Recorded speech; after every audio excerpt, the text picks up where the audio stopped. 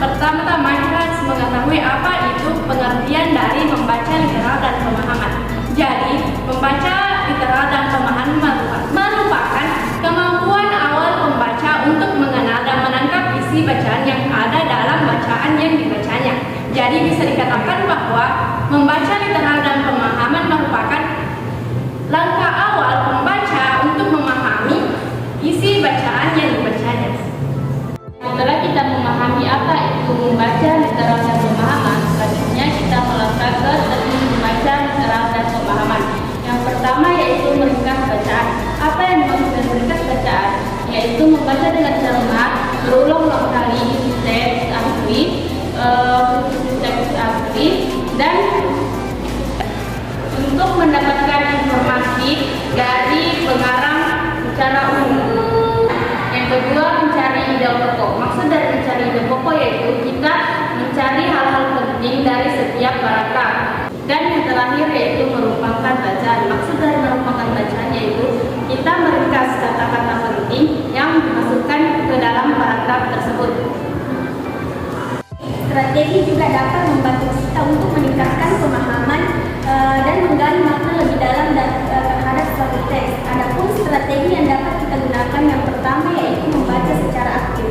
Aktif membaca artinya membaca dengan memperhatikan setiap detail-detail yang ada dalam suatu teks, seperti karakter, latar, dan gaya bahasa yang digunakan dalam suatu teks. Kemudian yang kedua yaitu mencatat. Mencatat dapat kita lakukan agar kita dapat memahami dan mengingat detail-detail yang ada pada teks, seperti kata kunci. Kemudian yang ketiga yaitu menganalisis gaya bahasa.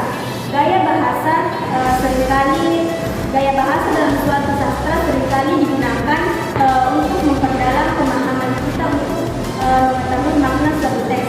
Kemudian yang keempat yaitu menganalisis tema. Tema merupakan ide pokok dalam suatu cerita. Nah, dengan tema ini dapat membantu kita memahami pesan yang ingin disampaikan oleh pengarang. Kemudian yang selanjutnya yaitu menanyakan pertanyaan. Menanyakan pertanyaan kepada diri sendiri dapat membantu kita memahami makna dari suatu teks. Strategi yang keenam yaitu membaca dengan konteks, dan yang ketujuh yaitu membaca ulang. Selanjutnya kita akan memasuki aspek-aspek membaca literal dan pemahaman. Yang pertama itu aspek sensori.